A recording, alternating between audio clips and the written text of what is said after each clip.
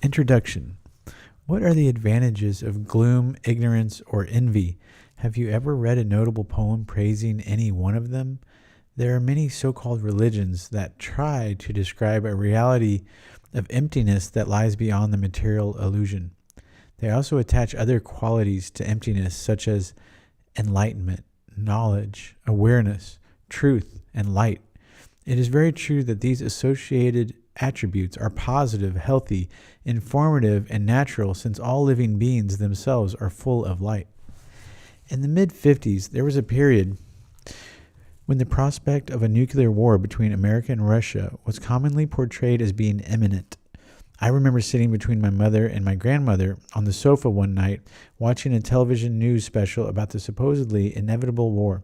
Both my mother and my grandmother were weeping continuously at such a horrible thought. My mother became so alarmed and so consumed with war strategy that she displayed a large world map in order to compare the size of Russia with the size of the United States. She made a fist, which approximated the size of the U.S. on the map, and then she estimated that 4 such fists would fit into Russia. "They are 4 times bigger than us," she wailed. We'll all be killed for sure." And so it went that whole evening until it became time for me to go to bed. I had become so seriously terrified by then that my dreams were heavily dominated by images of the predicted war. In my childish way, I imagined that when a nuclear bomb exploded in the air, it would produce thousands of tiny sparks that would instantly kill people upon making any physical contact whatsoever with them. In the dream, a Russian nuclear bomb had exploded in the dark night above my home. The deadly tiny sparks could be readily seen as they showered down. Running this way and that, I frantically tried to avoid being touched by any one of the sparks. Finally, after several long and agonizing evasive efforts, one of the sparks found me and I died. At that moment, everything in the dream went dark. My young mind struggled to understand what it meant to not exist anymore. At the time, this proved to be totally impossible for me to comprehend. The dream was soon forgotten, and it wasn't until 14 years later that I recalled it upon reading a passage from the Bhagavad-gita. "For the soul there is never birth nor death, nor, having once been, does he ever cease to be. He is unborn, eternal, ever existing, undying, and primeval. He is not slain when the body is slain." Bhagavad-gita 2:20. It is indeed natural for us as souls to exist and to possess consciousness. The living being is Svayam Jyoti, or self-effulgent, as is the supreme source of all illumination, Sri Krishna. But one may then ask, if souls are so self-effulgent, then why is it that mankind tends to function in darkness and in ignorance? That is a very good question, and it will be addressed in this book. Many books have been written on the subjects of positive thinking, improved management, and self-improvement. So what is the need for another? This self-improvement book was written from a Vedic point of view. The Vedas are the world's oldest body of literature, covering all aspects of life. For example, the Vedas include a section called the Danavir, which explained military science. Another section called Ayurveda explained medical science. Jyotisha Shastra covered astronomical science. The Gandharva Veda dealt with musical art. And the subject of the Sthapatyam was architectural science, and so forth. This all being so, the most important department of knowledge found in the Vedas, however, is the science of understanding the self, or Atma Jnana. Atma means self, Jnana means knowing. The self is defined in terms of 3 basic categories, namely the body, the mind, and the soul. Thus, Vedic wisdom reveals astonishing truths regarding the physical, psychic, and spiritual realms. I have been most fortunate to study the Vedic science of Atma Jnana in detail under the great spiritual master, His Divine Grace, A.C. Bhaktivedanta Swami Prabhupada, who founded the International Society for Krishna Consciousness. The title Bright Side has 2 intended meanings.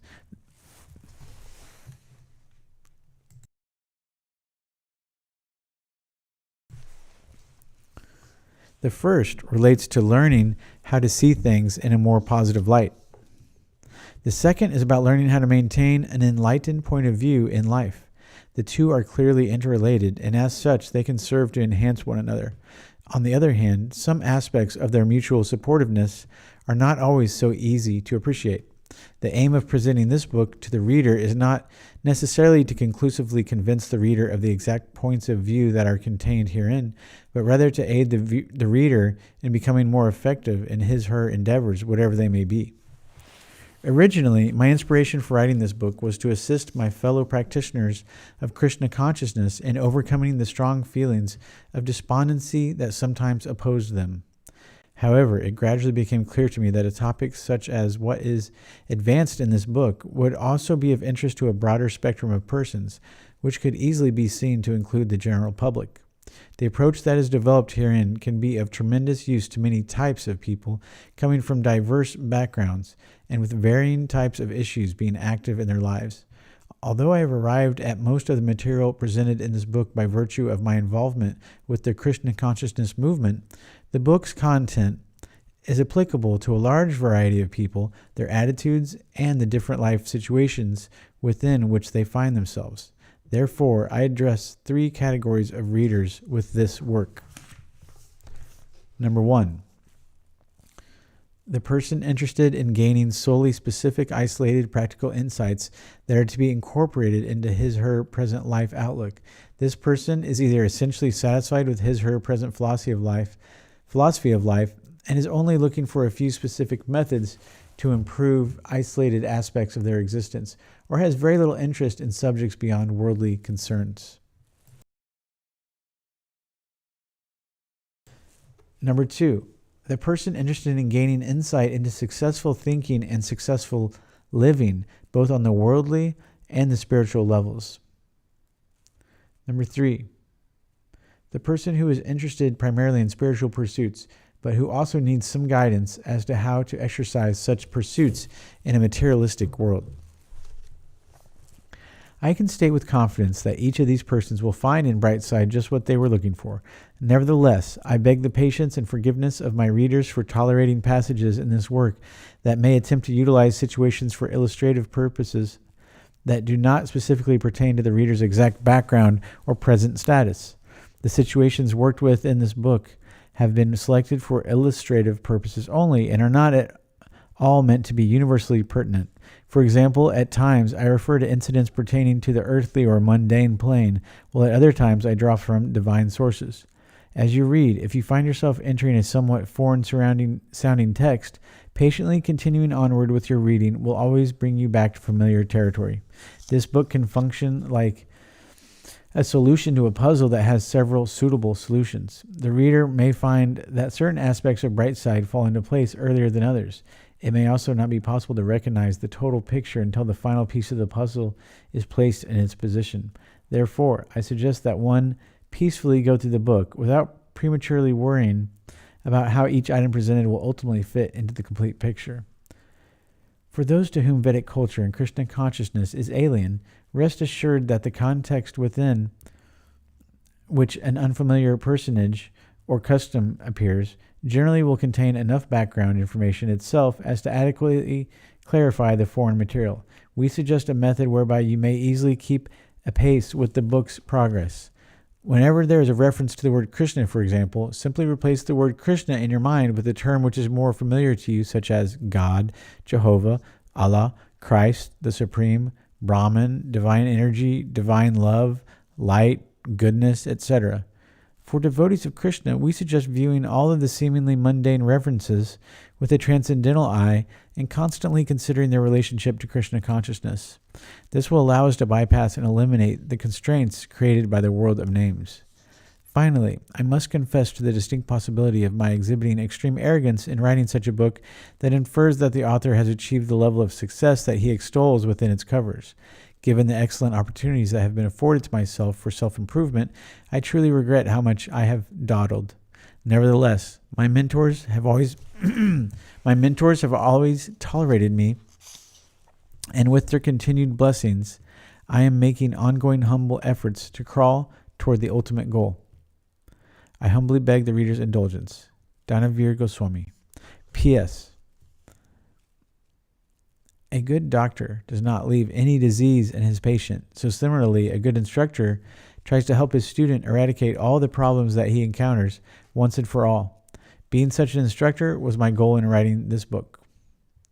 My deepest appreciation for assistance from Arya Siddhanta Das Adhikari, Rasikat Nanda Das Adhikari, Chandranana Devi Das, and Bhakti Hana, publication directors, Bhakta Bob Pincus, MD, chief editor, Dhruvananda Das Adhikari, Radharani Devi Dasi, and Marjorie Shepherd, editing and proofreading, Bhakta Abdul, transcription, Nanda Kumar Das Adhikari, Maharshi Das Adhikari, Bhakta Maladan, Purananda Das, interviewers. Apologies for any others inadvertently not mentioned. Chapter 1, Relationships. Bees and flies. Consider these two insects, the bee and the fly.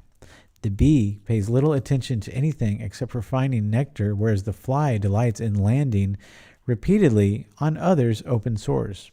Like the bee, we should seek to reap good qualities from everyone rather than converging on others' faults like a fly. An objection to this approach might be that only recognizing the good qualities in others and ignoring their faults is fanciful, not reality. However, it must be admitted that we usually do not see honeybees getting caught in spider webs or getting involved in other dangers like the more foolish flies do. The bee skillfully maneuvers his body, deftly flying through all types of obstacle-ridden terrain, all the while minding his own sweet business. Once, I was developing a database for congregational members in the United Kingdom called Friends of Lord Krishna, Folk.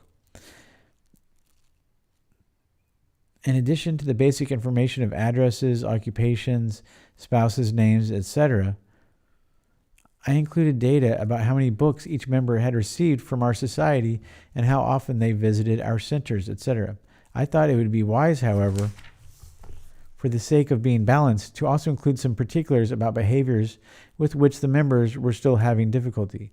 Consequently, categories such as smoking and meat eating were incorporated into the database as well. The result of including the members' negative traits was that I began to think of those persons accordingly. Quote, now I'm going to call up Smoker Bob, end quote. Or, quote, hopefully Jane, the meat eater, will come to the celebration at the temple next week, end quote. This troubled me. I didn't like to think of them in a way that emphasized their shortcomings. So instead of thinking about the fact that Bob still smoked, I tried instead to focus more on his positive attributes. This wasn't easy, however, for apparently the database column entitled Smokes with the options yes or no to choose from became, in my mind, intertwined with Bob's identity. The only way I could get free from my blighted thoughts was to completely eliminate the columns that described the shortcomings of the members. This worked. It was better to consider the progressive steps that they had advanced through, as opposed to dwelling on the steps they had not yet reached. This was not merely an exercise in positive thinking, but truly the congregational members had tried the best they could, and although not perfect, they were indeed attempting to make progress.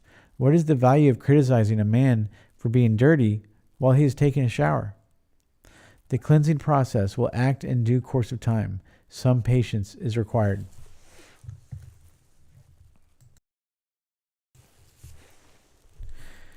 Vaikuntha mentality. There is a spiritual place called Vaikuntha, literally without anxiety, where everyone appreciates the service of another and no one is overly proud of his own service. This way of thinking eliminates enmity between the Vaikuntha inhabitants. If someone excels at something, the others appreciate that and might then say, he is so much favored and fortunate. When shall I be able to do some valuable service? That is Vaikuntha mentality, just the opposite of a material mentality, whereby one thinks that the other person has accomplished too much and consequently asks, what is the best way for me to bring him down and make him look bad? Once, Lord Rama and his devotees built a mystical floating bridge to cross the sea. The strongest helper, Hanuman, cast huge boulders into the ocean, while a tiny spider also helped by kicking a few grains of sand into the sea. Hanuman ordered the spider to step aside to make way for him and others who were rendering more sizable contributions to the project. Just then, Lord Rama appeared on the scene and reminded Hanuman that all the participants' efforts were equally valued. It was not the weight of the stones, but the weight of the devotion that counted. In Vaikuntha, there may be rivalries and apparent competition between servants in performing service, but there is no condemnation whatsoever. Reserve thy judgments. Sometimes we are asked to give our opinion about a particular circumstance. For example, Fred painted his living room purple. Do you think that a member of our company should do that? The implications of the statement in question are that A, here is a fact. B, you must decide whether the act was proper or improper for him to perform as a company member, or in other words, you must form a value judgment as to the propriety of Fred's action with respect to both his choice of color and with respect to the idea that his color choice somehow reflects the quality of the company for which he works.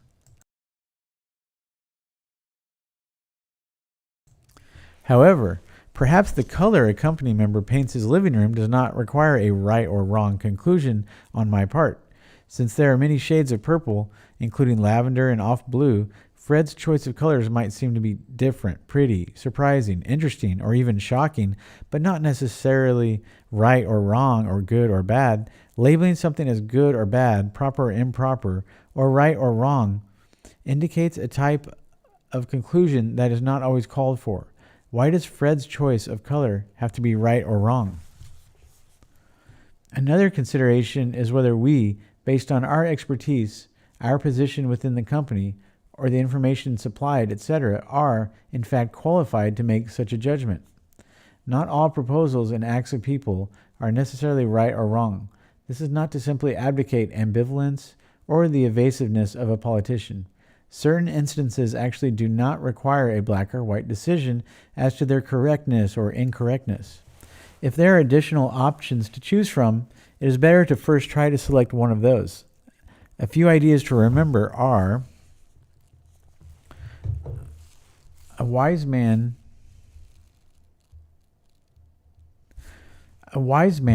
said that one should pick up a gold nugget even if it is lying in a filthy place. One should accept good advice even if it comes from a lowly being, and one should accept a wife who possesses excellent qualities even if she originates from an obscure family. Practice giving the benefit of the doubt to others, considering they may have wholesome intentions, even if indiscernible at present. Reserve negative judgments on others' behavior unless or until conclusive evidence exists showing that the said behavior warrants a negative judgment. If you wouldn't say something to a person face to face, then it is best to avoid saying it in his absence. Be careful not to set premature judgments onto paper or into cyberspace. Speaking irresponsibly is certainly counterproductive, but putting it into writing can bring significantly greater trouble. Footnote 1. And footnote 1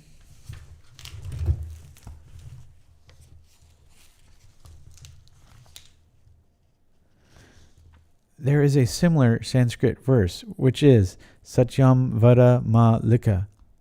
You may speak the frank truth about someone, but don't put it into writing.